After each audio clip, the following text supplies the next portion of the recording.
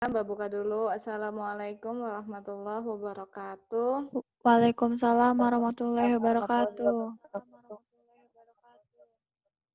Ya, maaf ya agak mundur dari jam biasanya. Mbak, kita langsung aja bahas soal TPS kemarin ya.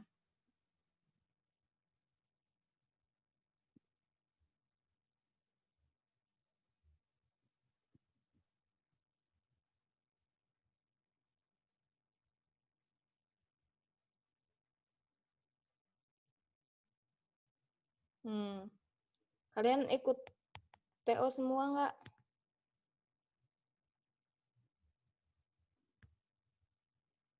Ada yang nggak ikut TO?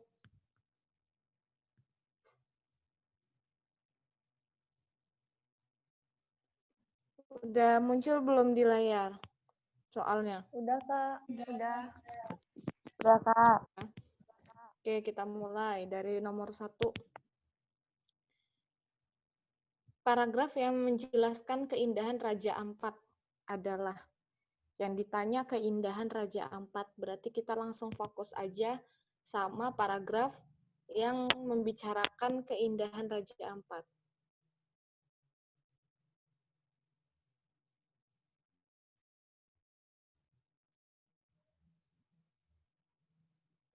Paragraf pertama.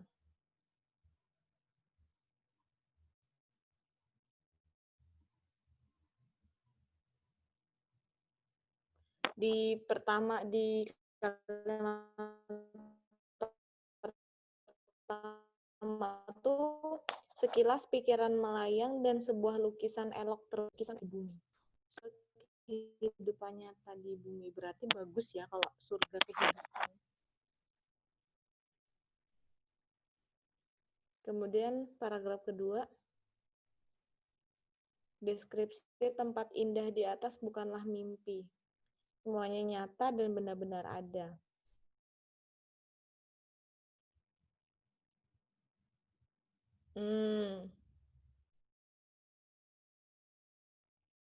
Paragraf keberapa jadi? Pertama. Paragraf pertama ya. Yang menjelaskan keindahan alamnya Raja Ampat itu ada di paragraf pertama tadi. Oke, lanjut. Yang kedua.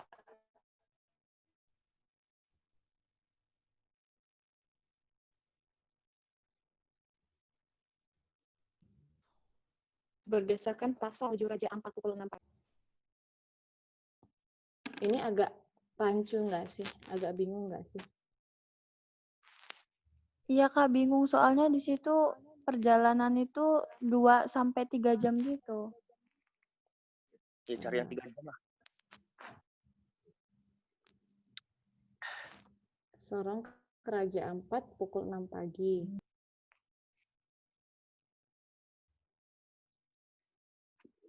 Dan harus tiba di kota Sorong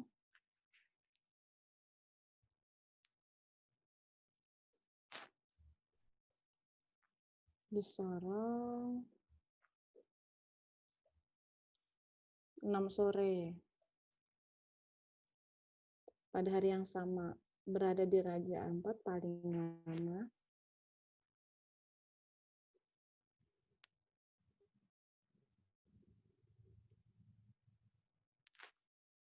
paragraf ketiga, baca dulu ya. Raja Ampat adalah sebuah kabupaten merupakan bagian dari Provinsi Papua Barat. Untuk mencapai kepulauan ini, kita harus menginjakan kaki di kota Sorong terlebih dahulu. Biasanya para wisatawan banyak menggunakan penerbangan untuk sampai ke kota ini. Setelah sampai kota Sorong, kita dapat menggunakan sejenis kapal cepat yang biasa berlayar 2 kali sehari menuju Waisai, ibu kota Kabupaten Raja Ampat. Perjalanan hanya akan memakan waktu sekitar 2-3 jam. Jadi dulu. Perjalanannya memakan waktu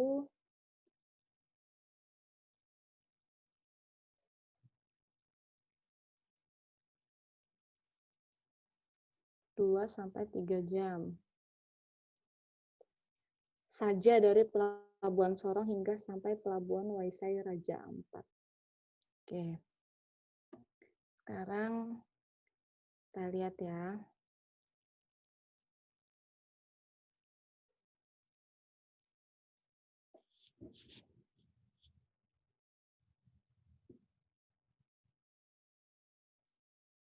Coba. Nih. Kita dari Sorong nih, ke Raja Ampat. Berangkatnya jam 6 pagi.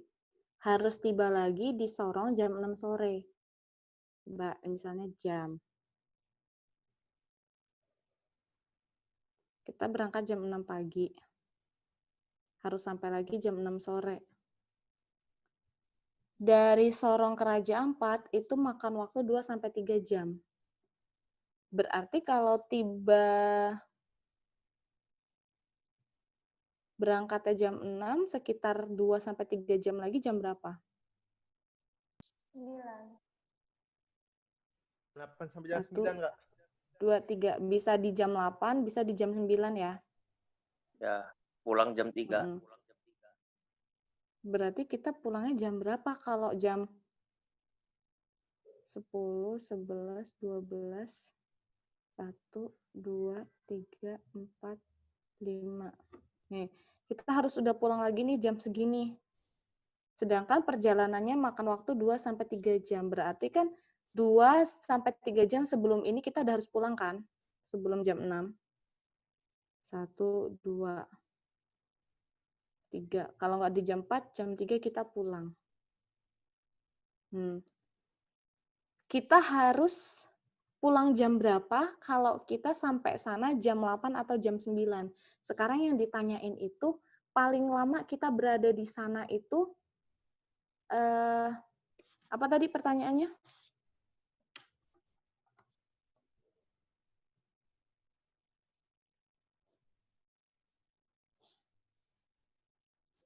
Kita akan berada di Raja Ampat paling lama sekitar berapa jam?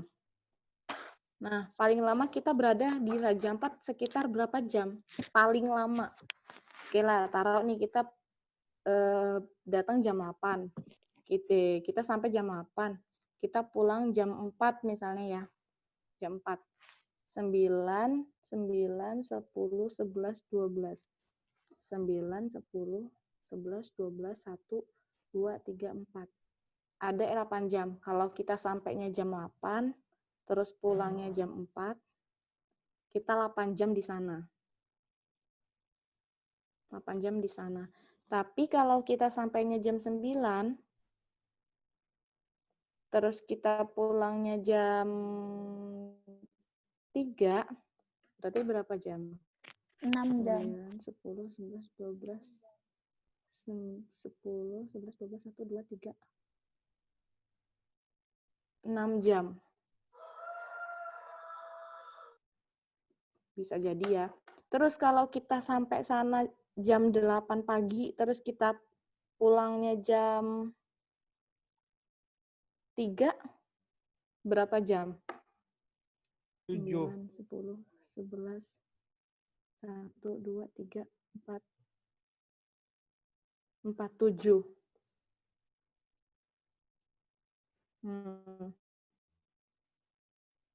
Bisa lagi nggak? Berarti paling lama kita di sana berapa jam?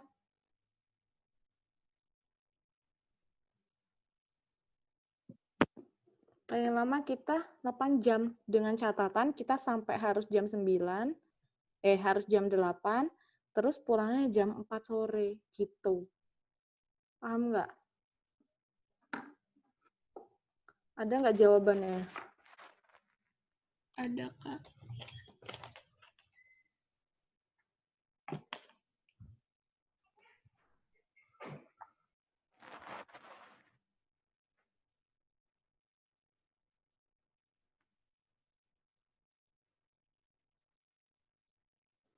Ada ya, jam, ada 8 jam di sana. Jadi yang ditanya itu, maka kita akan berada di Raja Ampat paling lama sekitar berapa jam.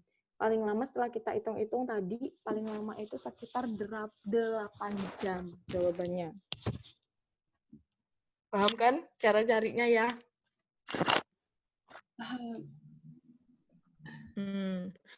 Lanjut kalau gitu. Berikut ini bukan merupakan 4 pulau terbesar di Raja Ampat adalah. Bukan merupakan 4 pulau terbesar Raja Ampat. Di Raja Ampat. Oh, ini ada nih.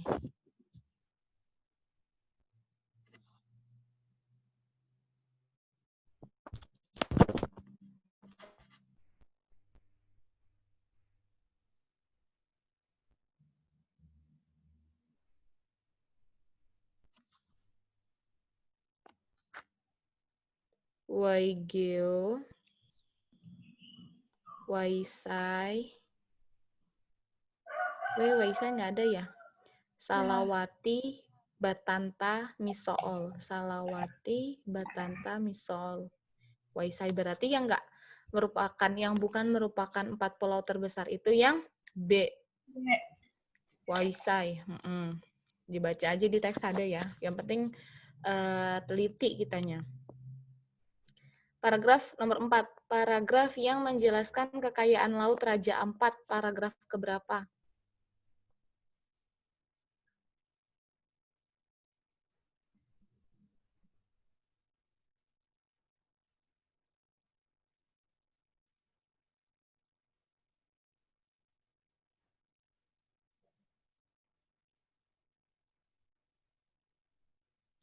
Satu, dua, tiga, empat. 3. Berarti 1, 2, 3 ini. Coba.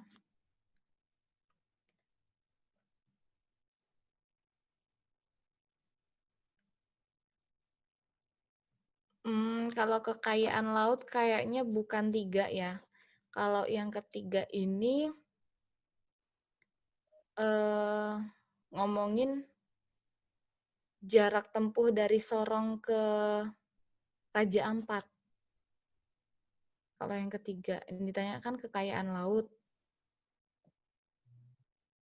Kalau keempat juga kayaknya bukan.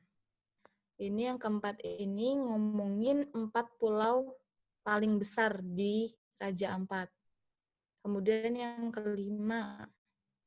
Kalau nggak kedua, 1. Coba deh baca yang kelima, yang ini.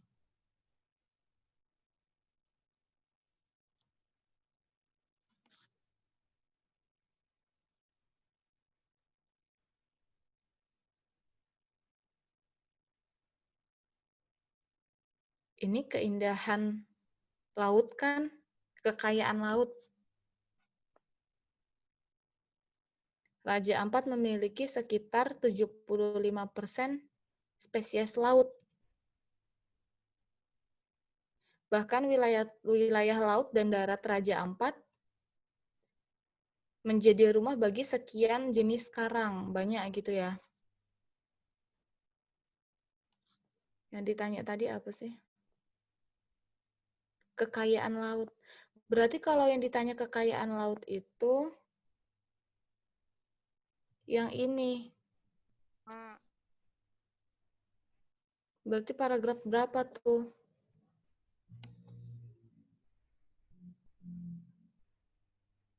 1, 2, 3, 4, 5. Berarti paragraf kelima.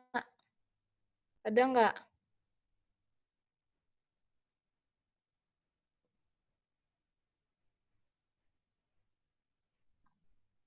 Ada, yang E. Jawabannya nomor 4 yang E ya. Karena kalau yang ditanya itu kekayaan Laut Raja Ampat, berarti apa aja sih isinya Laut Raja Ampat itu? Gitu, berarti itu kekayaan.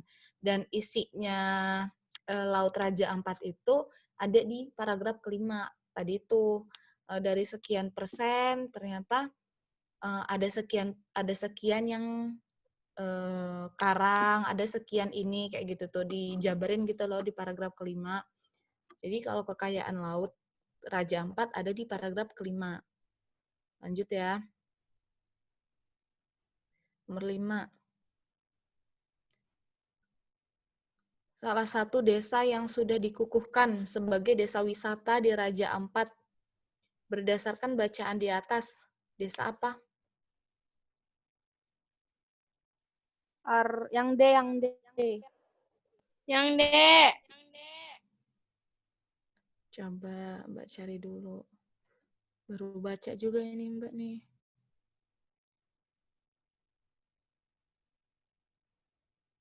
Pulau wisata ya.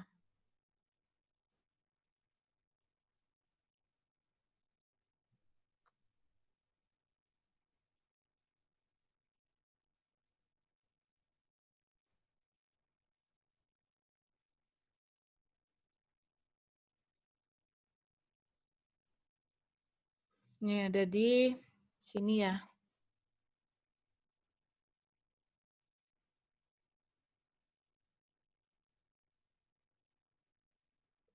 Beberapa desa di Raja Ampat memang sudah mengukuhkan keberadaan mereka sebagai desa wisata. Salah satunya adalah desa Arborek. Berarti jawabannya desa Arborek. Ada nggak? Iya, D ya. Ada di teks. Tinggal dicari. Ini mah masih berbasis teks semua, jadi masih enak nyarinya ada di teks. 6. Kepulauan Raja Ampat memiliki ikatan dengan B. ada nih ya. Di sini nih.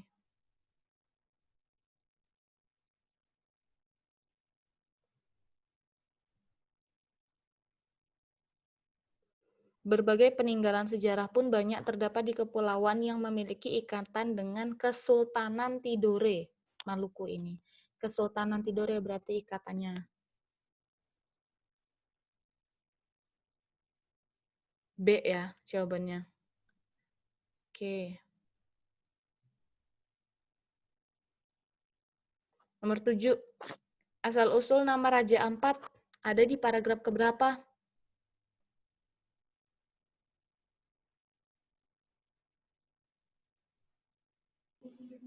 Paragraf ke-10, Pak.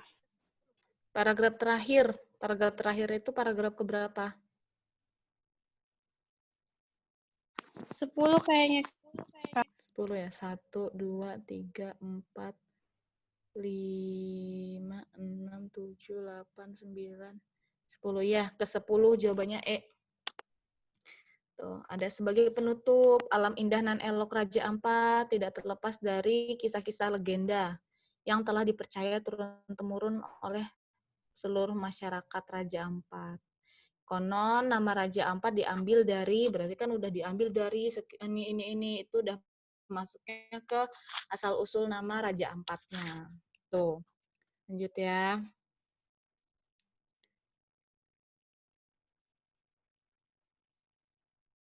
Ini tentang Candi. Nomor 8. Candi Borobudur dipimpin oleh seorang arsitek bernama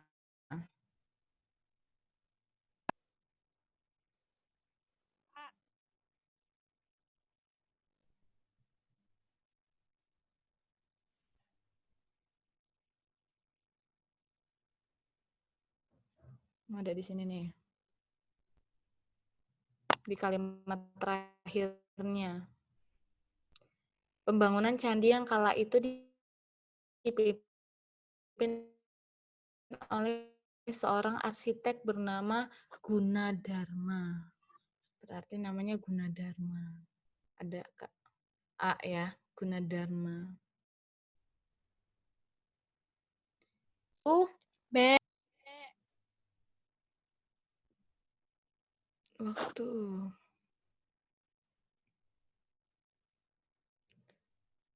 Nih ada di sini nih ya.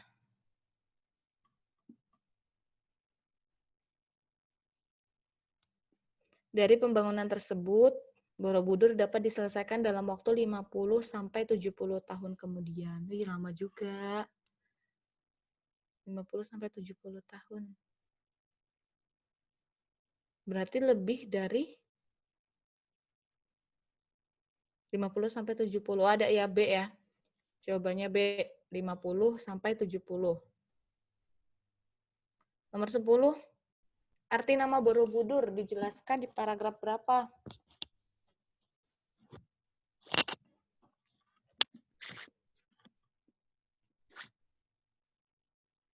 Satu kayaknya.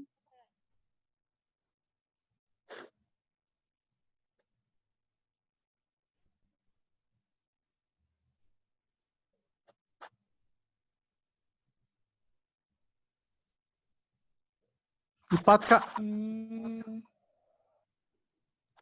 Coba. Kok bentar, kok 4 sih?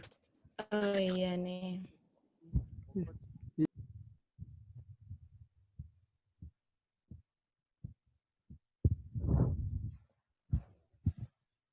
Apa arti nama Borobudur?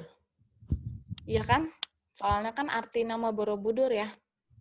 Kalau yang ini masuk ke artinya bukan? Masuk. Nama Borobudur sendiri berarti Vihara Buddha Uher yang berasal dari bahasa Sanskerta. Nah, dan seterusnya dan seterusnya. Berarti artinya ada di paragraf itu. Paragraf berapa? 1, 2, 3, 4. Paragraf keempat.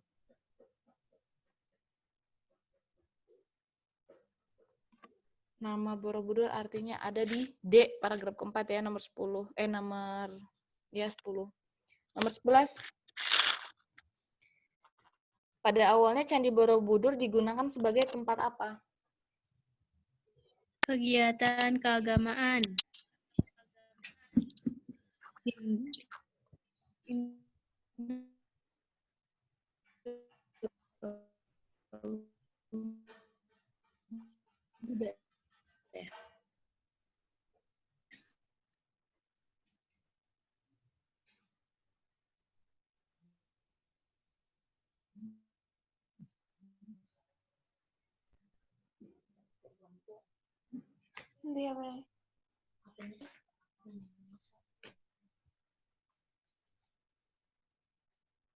Di paragraf keberapa itu?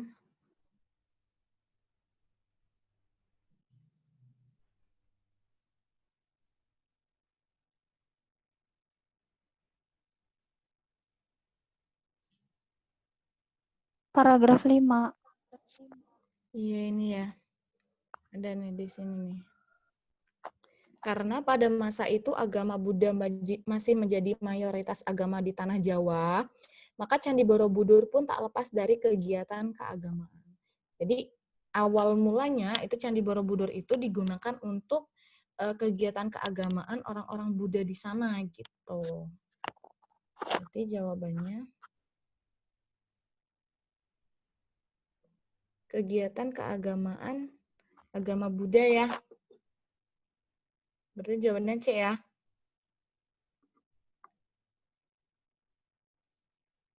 Nomor 12. Selain pengaruh masuknya Islam ke Indonesia, Borobudur semakin ditinggalkan atau dilupakan masyarakat saat Terkubur abu vulkanik.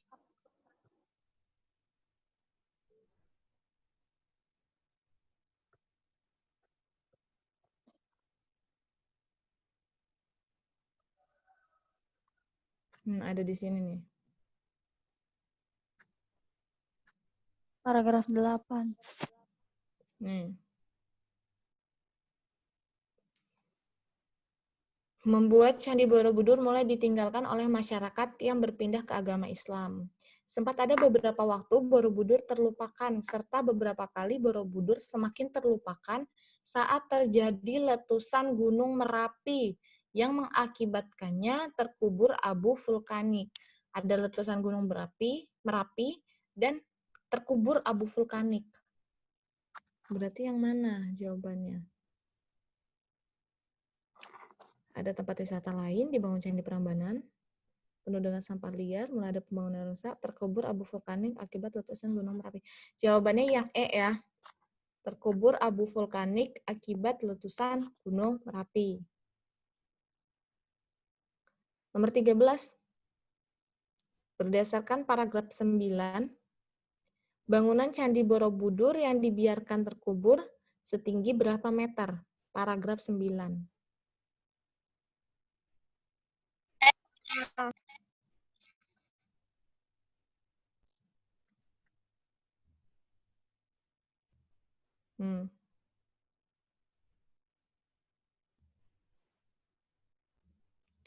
Candi Borobudur memiliki tinggi yang mencapai 42 meter. Tinggi aslinya. Namun saat ditemukan dan hingga kini tingginya 34,5. Berarti 42 dikurang 34,5. Itu yang nyarinya ya.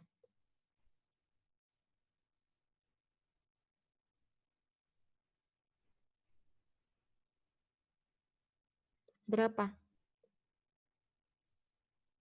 B. 7,5.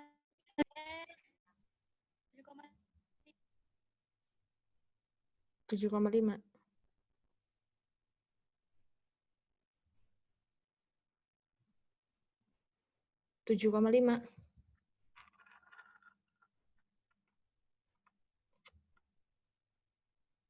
Bener nggak? 5. 42 meter. 42 meter dikurang 34,5. 7,5. 7,5 Kak. Ya, 7,5.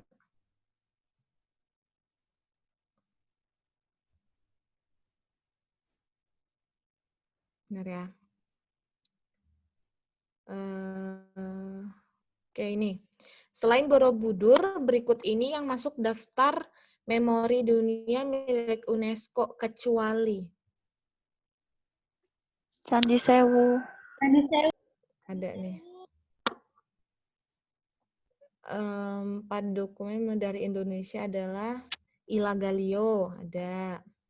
Negara Kertagama, ada. Babat Diponegoro, ada.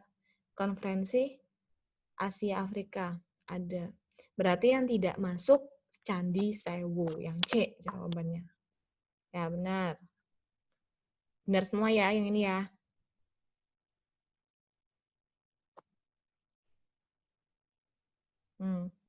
Lanjut. 21. Gagasan utama paragraf ke-1. Gimana cari gagasan utama?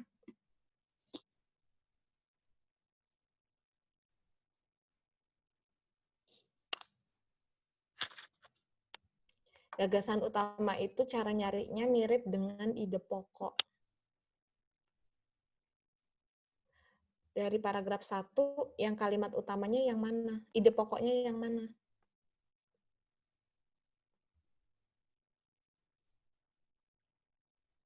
Ada di pertama apa di terakhir?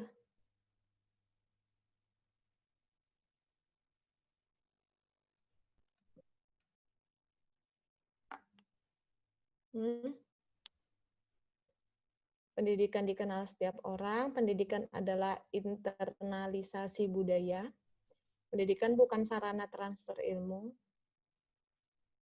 pendidikan merupakan sarana pembudayaan, atau pendidikan harus berdimensi kemanusiaan. Karena gagasan utama itu cara mencarinya seperti ide pokok, makanya kita cari dulu kalimat utamanya. Tahu kan, kalimat utama cara nyarinya kan baca awal sama akhir kan. Terus ditentukan mana yang merupakan pernyataan umum.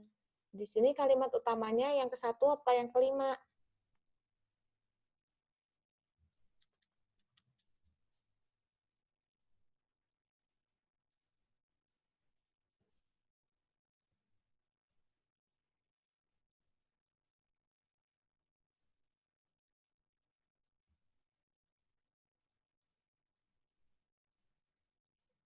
Halo.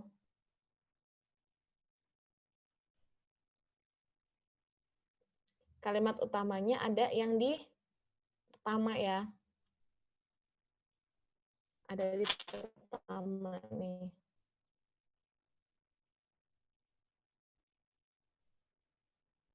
Jadi pertama.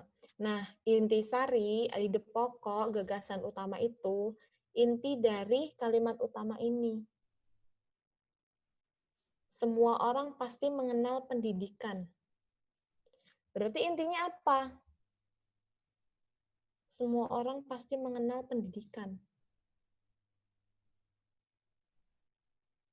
Berarti gagasan utamanya Yang A. pendidikan dikenal setiap orang. Yang A jawabannya. Tuh, cara nyarinya gitu ya. Sama kayak cara nyari ide pokok. Kemudian, nomor 22. Pertanyaan yang jawabannya terdapat dalam paragraf kedua. Pertanyaan yang jawabannya terdapat dalam paragraf kedua. Mengapa pendidikan karakter merupakan pendidikan budi pekerti?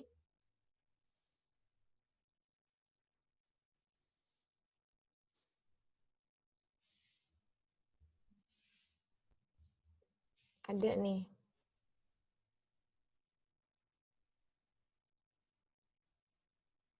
Mengapa pendidikan karakter merupakan pendidikan budi pekerti? Ada di kalimat nomor 6.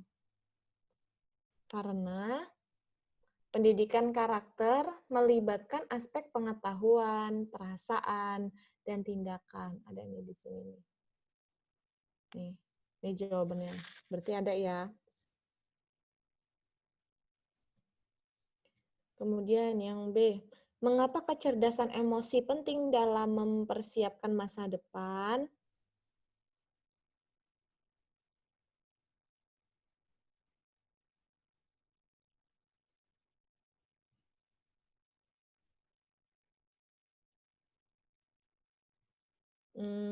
Kayaknya belum nemu. Coba lewat dulu. Bagaimana pendidikan karakter yang sistematis dan berkelanjutan?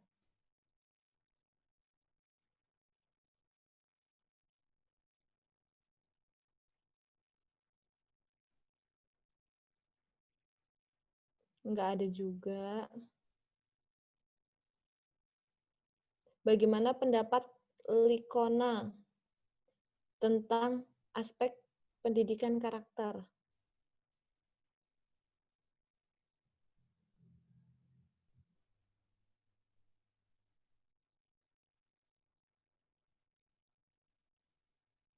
Enggak ya, Likona cuma ngasih tahu aja ada 3 aspek pendidikan karakter gitu. Dia cuma ngasih tahu aja. Siapa yang mengemukakan 9 pilar karakter berasal dari nilai luhur universal?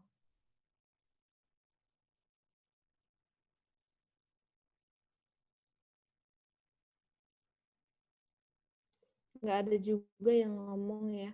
Berarti yang pertanyaannya ada jawabannya di paragraf kedua itu cuma yang A. Mengapa pendidikan karakter merupakan pendidikan budi pekerti?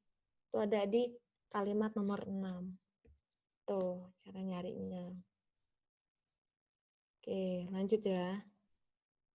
Perbedaan gagasan antar paragraf dalam teks tersebut adalah gagasan antar paragraf. Paragraf pertama memaparkan pendidikan karakter secara umum, sedangkan paragraf kedua memaparkan pendidikan karakter secara khusus. Paragraf pertama memaparkan konsep pendidikan karakter, sedangkan paragraf kedua memaparkan unsur pendidikan karakter. Paragraf pertama memaparkan pendidikan secara umum, sedangkan paragraf kedua memaparkan tujuan pendidikan secara khusus. Paragraf pertama memaparkan konsep pendidikan secara umum, sedangkan paragraf kedua memaparkan konsep pendidikan karakter. Paragraf pertama memaparkan pendidikan secara umum, Memaparkan manfaat pendidikan karakter. Oke, kita lihat yang paragraf pertama. Itu memaparkan pendidikan secara umum atau apa? Bu, Secara umum ya.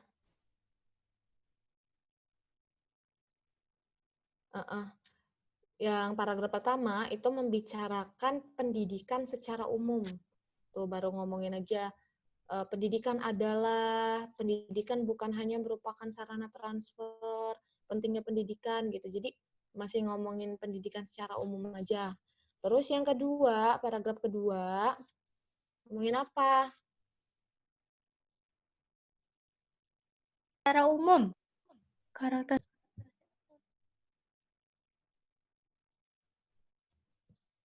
Di awalnya kan dia ngomong nih, pendidikan karakter adalah, jadi kayak menjelaskan gitu pendidikan karakter itu apa sih, terus melibatkan apa aja gitu. Terus yang kalimat ke-8 itu ngomongin lagi tuh fungsinya atau manfaat dari pendidikan karakter yang diterapkan secara sistematis. Seseorang anak akan menjadi cerdas emosinya. Terus apa kepentingannya, apa manfaatnya kecerdasan emosi itu? Ternyata penting untuk menyongsong masa depan anak. Tuh. Nah, jadi ngomonginnya itu bukan hanya pendidikan karakter secara umum, tapi udah mencakup ke manfaatnya, pentingnya, terus apa lagi nih? Sama 9 pilar karakter yang berasal dari nilai-nilai luhur universal. Coba berarti paragraf pertama memaparkan pendidikan secara umum, sedangkan paragraf memaparkan manfaat pendidikan karakter. Para memaparkan konsep pendidikan karakter, enggak, A, B, enggak. Mama memaparkan pendidikan secara umum, sedangkan paragraf kedua memaparkan tujuan pendidikan secara khusus. Kalau yang C enggak ya, karena paragraf kedua itu memaparkan lebih ke pendidikan karakternya, bukan ke tujuan pendidikan secara khusus. Yang D, paragraf pertama memaparkan konsep pendidikan secara umum, sedangkan paragraf kedua memaparkan konsep pendidikan karakter. Kalau yang E, paragraf pertama memaparkan pendidikan secara umum, sedangkan paragraf kedua memaparkan manfaat pendidikan karakter. Yang lebih ke yang D atau yang E? Kalau menurut kalian?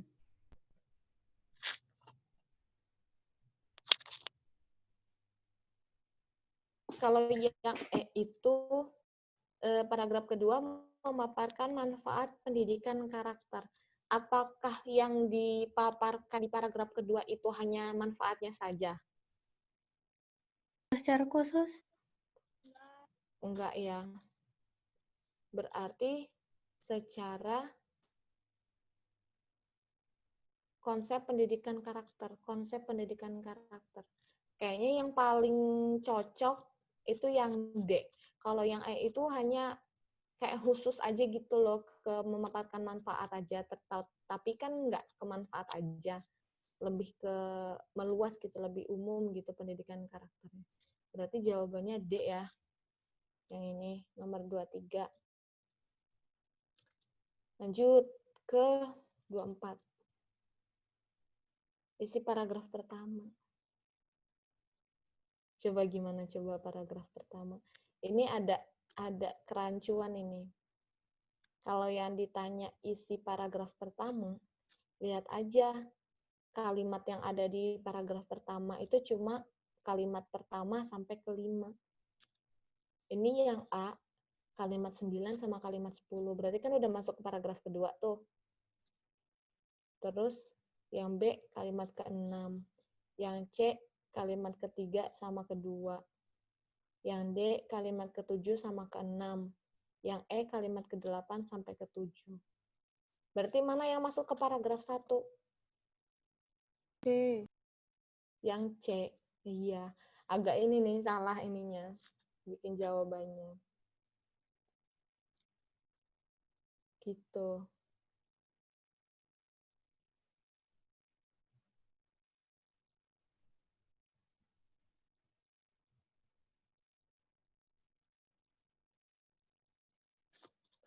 Lanjut ya.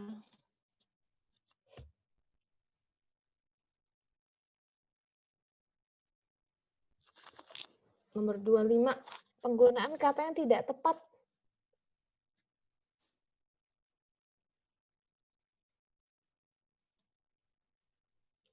Terdapat pada kata minim, motif, substansial, individual, efisien.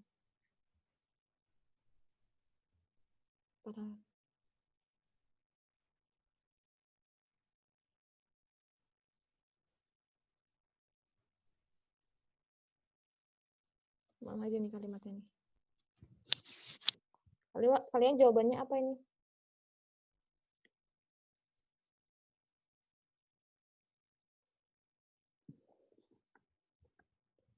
Motivasi. Mbak baca dulu ya. Motif kayaknya Mbak, lupa. Motif atau dorongan adalah suatu dorongan yang menjadi pangkal seseorang melakukan sesuatu atau bekerja. Motif itu apa sih kalau di KBBI?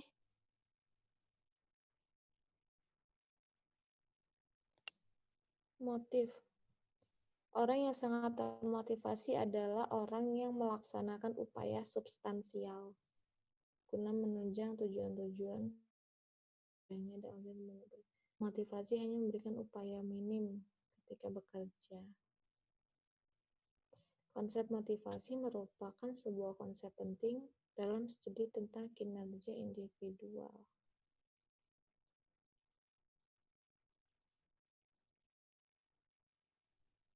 Kalau Mbak kok lebih kayaknya ke individual ya? Individual. Coba deh yang punya KBBI dibuka, coba dicari. Individual itu apa? Individual sama individu. Coba dicari dulu.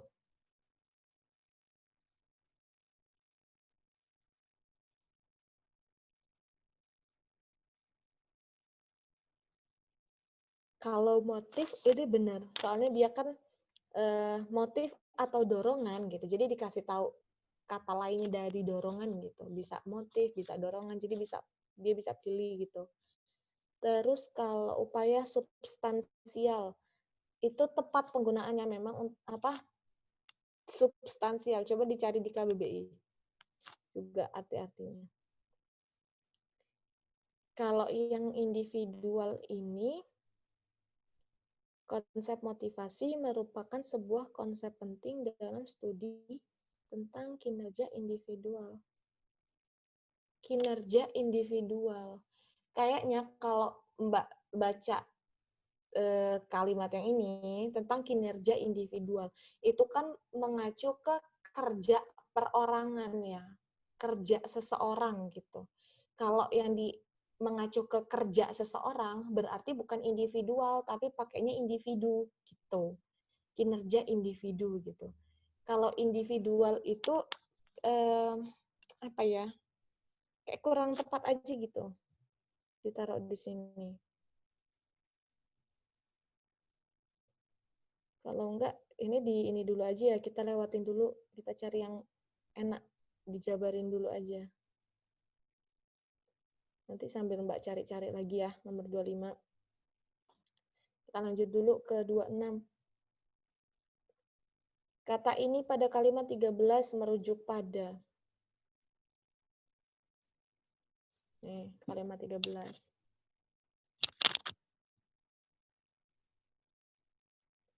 Berarti kalau merujuk pada, itu dilihat ke kalimat sebelumnya.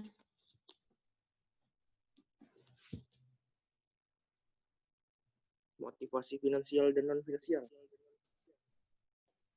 Dari penjelasan ini, dapat disimpulkan bahwa motivasi sangat penting. Ini motivasinya yang dijelaskan ini kan tentang motivasi ya. Dan motivasi itu ada dua, ada yang finansial, ada yang non-finansial gitu. Berarti penjelasan yang dimaksud, penjelasan tentang motivasi finansial dan non-finansial. Ada enggak? Ada yang A ya? Jawabannya nomor 13. nomor 26 di kalimat 13. Nomor 27, kesalahan penggunaan ejaan. Nah, harus ini, harus teliti nih. 1 dan 6. Coba tulis dulu. 1, 6, 2, 12, 3, 9, 5, 7, 8, 10.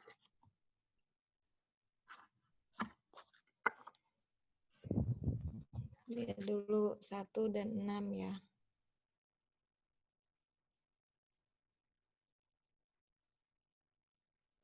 Nomor 1 salah apa benar ejaannya?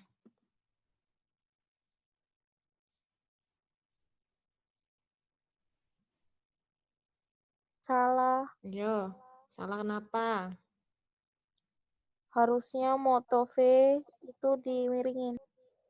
Ya, harusnya motove dan movere itu ditulis miring karena itu merupakan bahasa asing. Tuh, coba yang keenam. Salah apa benar?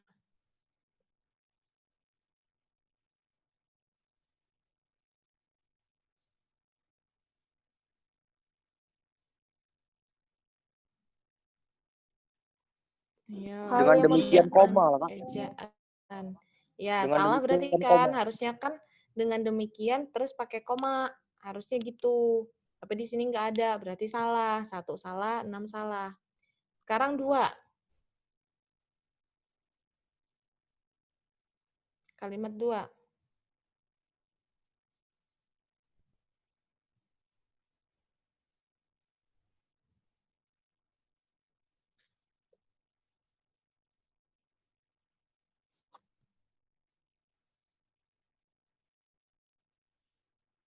Bener nggak penulisan ininya gitu?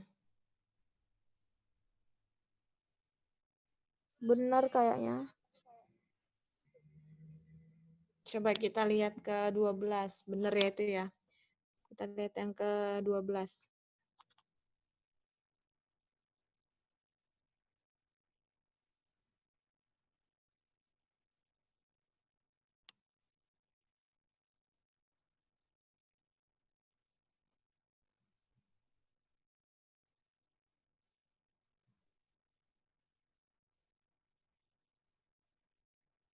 Bener juga ya kayaknya ya. Coba nomor 3.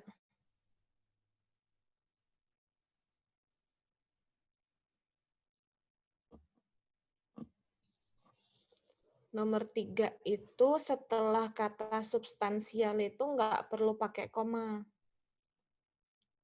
Orang yang sangat termotivasi adalah orang yang melaksanakan upaya substansial guna menunjang tujuan-tujuan produksi kesatuan kerjanya dan organisasi di mana ia bekerja. Dan sebelum dan itu juga nggak perlu pakai koma. Karena dia nggak merinci banyak hal gitu loh. Nggak merinci lebih dari 2. Maksud nggak? Jadi, kan yang boleh pakai koma sebelum dan itu kalau dia rinciannya lebih dari 2 ya. Misalnya kayak, aku mempunyai balon warna merah, koma, hijau, koma, dan biru. Itu boleh, karena rincian warnanya lebih dari 2. Tapi kalau warna merah dan biru gitu, nggak perlu pakai koma gitu.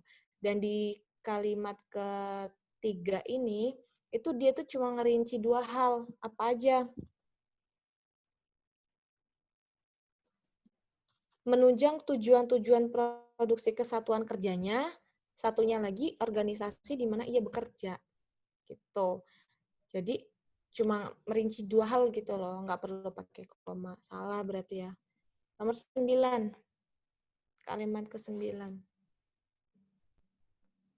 Untuk bersedia bekerja sama demi tercapainya tujuan bersama dapat diklasifikasi. Dapat diklasifikasi. Kurang ya imbuhannya ya. Dapat diklasifikasikan menjadi 2 macam. Harusnya ada kan-nya. Biar lebih efektif gitu. Yang kelima. Salah apa benar?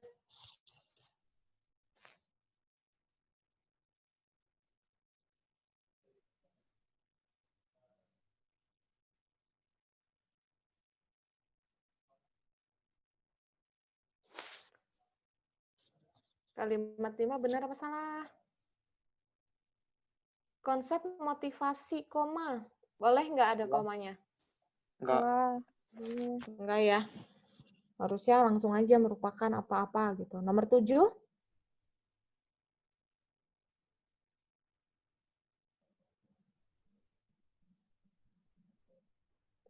Betul. Dapat juga dikatakan bahwa motivasi adalah faktor yang mendorong orang untuk bertindak dengan cara tertentu. Iya, benar ya.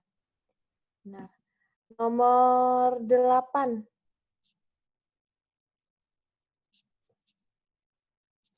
Menurut Martoyo, harusnya koma nggak? Pakai, Kak. Anak kalimat kan itu. Iya, iya. Harusnya itu ada komanya. Menurut Martoyo, 2000, 2000 itu maksudnya bukunya terbit tahun berapa gitu ya. Koma gitu. Manusia akan memiliki semangat untuk mengerjakan suatu hal jika dapat menghasilkan sesuatu yang dianggap sangat berharga. Tapi ada komanya sebelum yang. Kan nggak boleh ya. Ada koma sebelum yang sama ada koma sebelum karena. Itu nggak boleh. Tuh, jadi di kalimat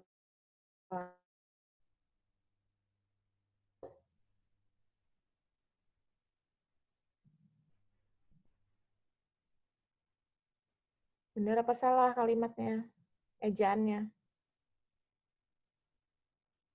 Betul. Betul ya. Motivasi finansial adalah dorongan yang dilakukan dengan memberikan imbalan finansial kepada pegawai. Betul. Berarti tadi pertanyaannya apa? Kesalahan penggunaan ejaan. Yang dua-duanya salah.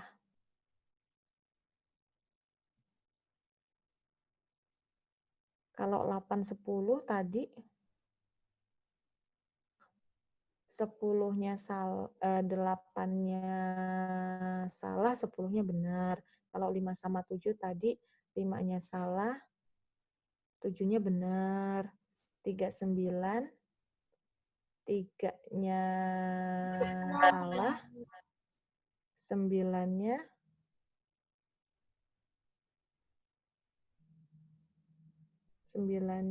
benar ya. Salah juga 9-nya. Salah juga. 3 salah, 9 salah. 2 kalimat keduanya benar. Kalimat ke-12 benar juga. 1 salah, 6 salah. Benar dua-duanya salah itu antara 1, 6 sama 3 sama 9. Lebih fatal yang mana tapi salahnya? Kalau yang 3 sama 9 itu kan salahnya kalau yang 9 itu salahnya cuma di kata diklasifikasi yang ini nih. Diklasifikasi. Harusnya kan diklasifikasikan. Gitu. Itu yang nomor 9, kalimat nomor 9 itu salahnya cuma di situ gitu loh. Terus kalau 1 sama 6, kalau 1 sama 6, salahnya banyak. Yang satu nih dari Motove, Movere, terus kalau yang ke-6 dengan demikian harusnya pakai koma gitu. Di sini harusnya pakai koma. Ini kalau kayak gini dihitung aja salahnya ya. Yang paling banyak pokoknya salahnya. 1, 6 itu salahnya 3. Kalau 3 sama 9 salahnya berapa? 1, 2,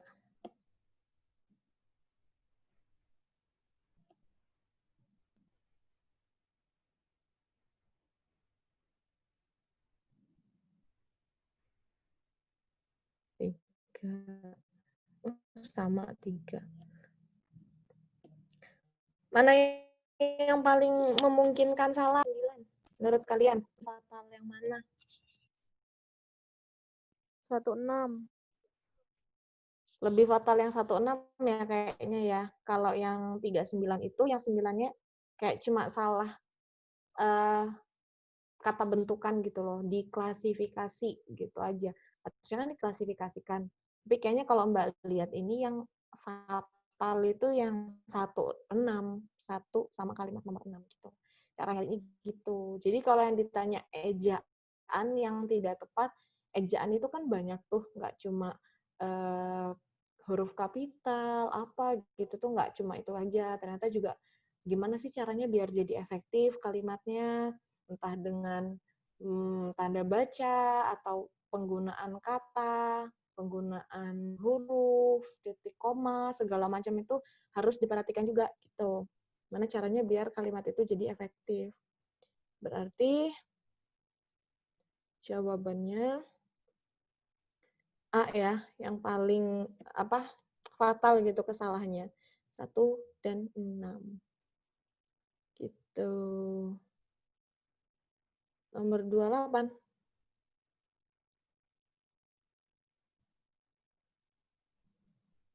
Paragraf ke-1 menjadi penyebab paragraf kedua. Paragraf kedua menjadi paragraf penyebab paragraf ketiga. Paragraf kedua menjadi pembanding paragraf pertama. Memaparkan contoh paragraf ke-1, menjelaskan paragraf ketiga. 4 menjelaskan paragraf ketiga. 1, 2, 3. Coba kita baca dulu ya.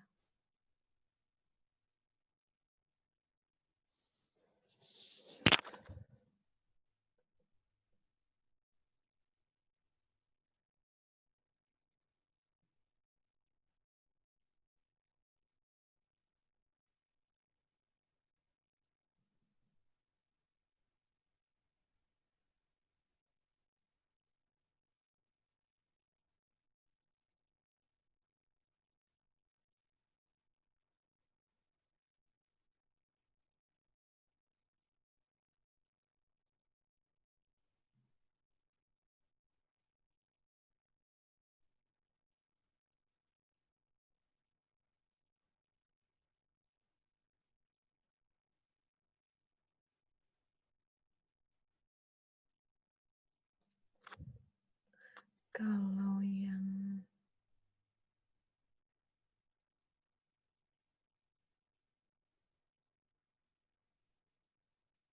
itu deh. Kan paragraf ketiganya tuh yang ini nih. Paragraf ketiganya tuh yang ini. Paragraf ketiga, ini paragraf keempat.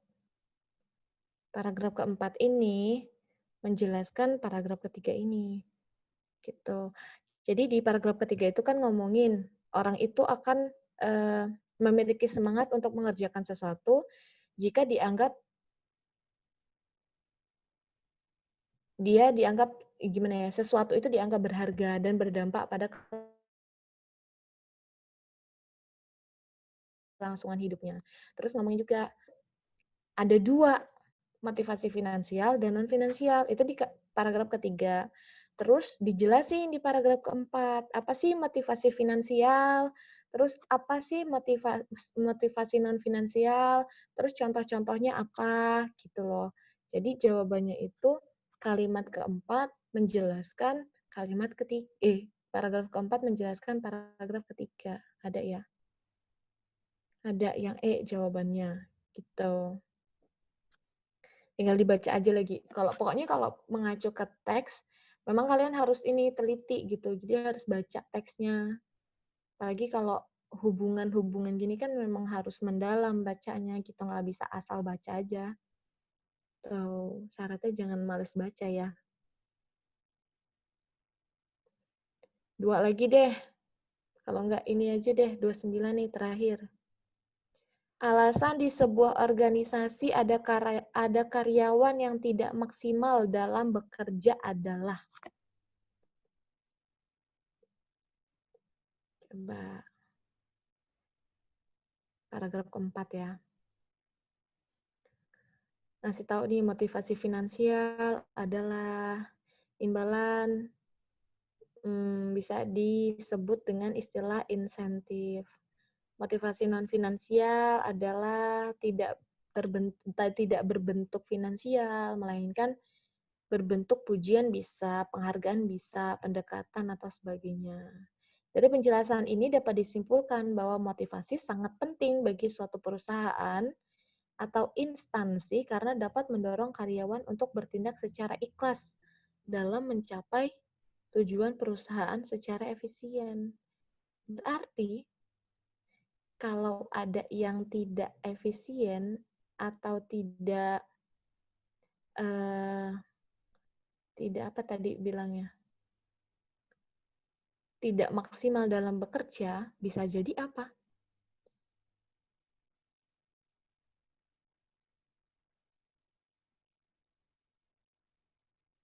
Bisa jadi organisasi belum memperhatikan finansial dan non-finansialnya, yang D jawabannya, gitu. Kita mengacu ke paragraf terakhir tadi ya.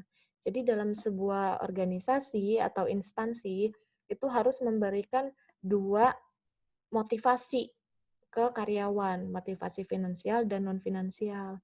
Kalau timpang atau salah satu nggak diberikan secara dengan baik gitu, bisa jadi nggak maksimal kerjanya si orang itu gitu. Berarti jawabannya D, organisasi belum memerhatikan finansial dan non finansial. Gitu deh. Sampai sini ada yang mau ditanyakan nggak?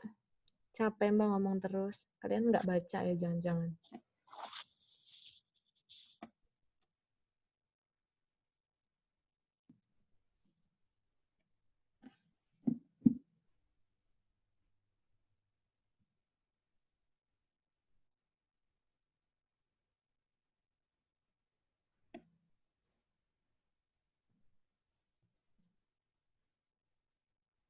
Oke, ada yang mau ditanyakan nggak?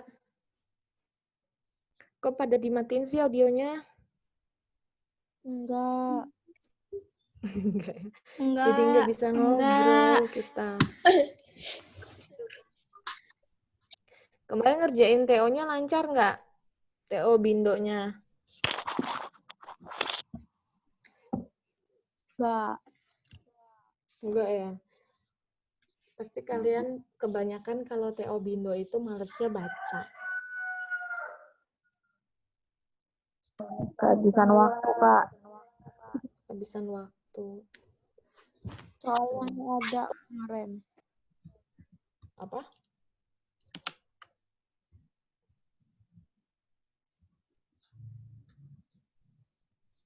Tuh.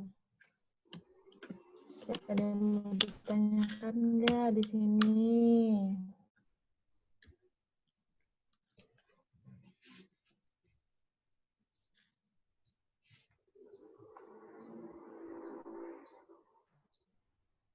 Kalau nggak ada, kalau mau ada yang ditanyakan PC aja ya, atau bisa ditutup nggak apa-apa. Oke, kalau sudah, Mbak akhiri ya. Assalamualaikum warahmatullahi wabarakatuh. Waalaikumsalam. Waalaikumsalam warahmatullahi wabarakatuh. Waalaikumsalam warahmatullahi wabarakatuh.